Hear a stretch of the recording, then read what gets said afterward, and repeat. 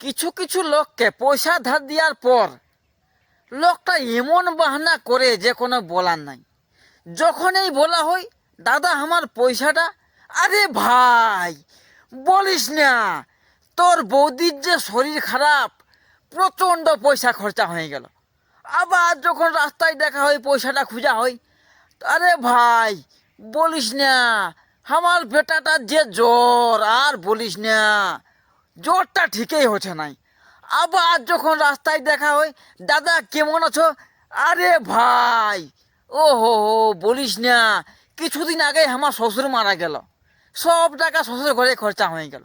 আবার যখন দেখা হয় রাস্তায়, আরে ভাই বলিস না, আমার বহুটাই মরে গেল, জানিস ওই ভোজ কাজ করতে তোর পয়সাটা সব ভুরাই গেল।